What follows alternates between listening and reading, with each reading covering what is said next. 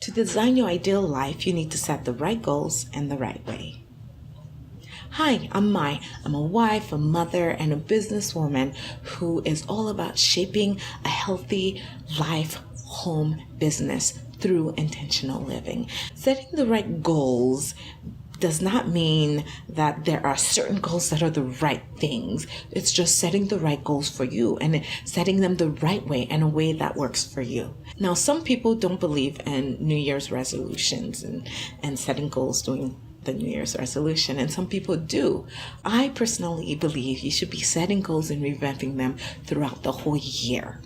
I do use the new year as a way to measure my goals from year to year, or the way my life is progressing from year to year. But it's something I revisit and revamp throughout the whole year. I wanted to share with you how I set my goals and what has worked for me, and the hope that it will work for you. When I'm setting goals for the year, I also choose a theme for that year. Like what do I want my year to look like? What's that general theme? And I also write down how I want to feel that year. The words that just writing down makes me feel motivated and happy. And then I set goals according to that theme and according to that year and according to what I want. That's one of the things that I have found has made a difference in my goal setting. Number one, I look at my old goals. What did I set last year? What worked? What didn't work? What made me feel discouraged? What actually helped me get further along than I thought would happen?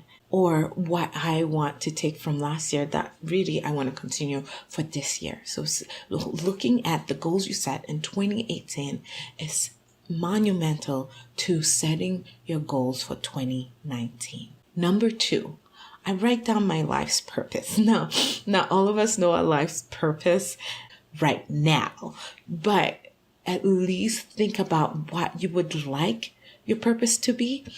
And obviously, it's not something that you can just sit down and think, oh, I know it already. No, sometimes you need to think about it, and you need to think about it for months or weeks or days. Everyone's different. Or perhaps you already wrote your life's purpose last year and it's still the same purpose for you this year. And so you can quickly write it down and move on to the next step. Also, as I'm looking at my life's purpose, I think about all the things I want to do that I should not do. So Michelle B has a great video on this, but I write down things not to do list. This is so essential for me. I feel like I'm always coming up with ideas and things I want to do. I want to write. I want to film. I want all these things, and it's not necessarily the right year or the right time for me to do it. So this has been a huge list in helping me stay focused and in helping me actually accomplish things and not be discouraged if I don't do certain things. Number three, I write down the goals and things I want to accomplish for 2019, for the next 12 months, really, because I love the long term of 12 months. And I do this whether I'm starting in January or June. I will still set 12-month goals. There are some rare goals that take longer, like paying off debt in 2 to 3 years, buying a house in 5, having kids in 10 years. Now, these are not necessarily my personal goals right now, but they're goals that I've set in the past.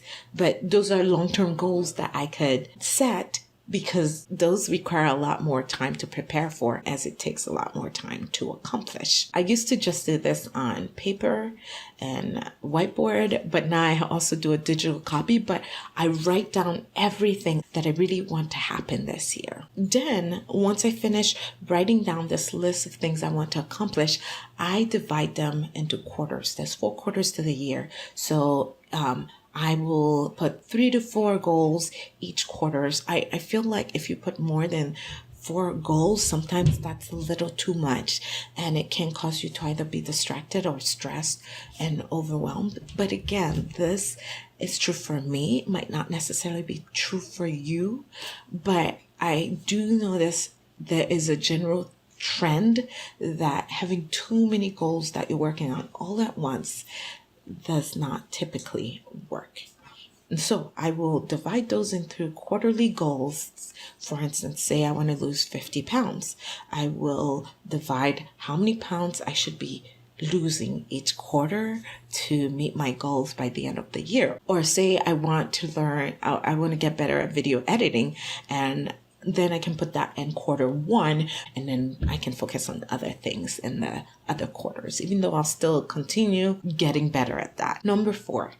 Then within those quarters, I will typically look at each month to see, hey, what goal can I set this month that will get me closer to my quarterly goals, that will get me closer to my yearly goals. For instance, if I had a goal to read 3 business books that quarter, then obviously I know I need to read 1 each month. One of the things I do every month or every quarter is I revisit my yearly goals, because I just don't want to spend a whole year working on something that I actually started feeling at the beginning of the year wasn't the right thing for me. No, I do not want to waste my time doing that. And so I make sure to revisit my goals to make sure that they don't need tweaking or deleting. Number 5, then I set weekly goal. I have weekly review, to-do journal, and so I can write my weekly goals, and from there I can write my daily goals. Then I look at all the things that worked the week before or the progress I made to see what kind of goals I should set that week. Maybe something I did last week that I thought would move me closer to my goals did not, and so I would know that is something I need to change for that week. I set daily goals. Without daily goals, it would be very hard to know each week that you're progressing towards what you want to progress to, that you're accomplishing the things you want to. And when I set daily goals, I usually do it the night before.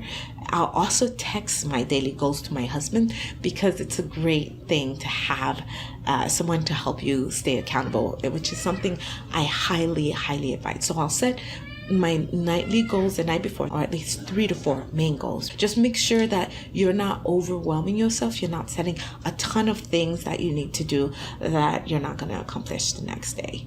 It's the same thing as the yearly and quarterly and monthly. I will set that goal for the night, and then in the morning when I wake up, I'll review my goals and make sure it's still applicable. And when I set my goals the night before, I will also have my schedule handy to make sure I don't have appointments or anything coming up that I need to put on there or that interfere with other plans that I have. And again, like I said, I will text my husband, because it's good to have an accountability buddy or a person who's also setting goals with you, because he'll do the same thing and text me his goals.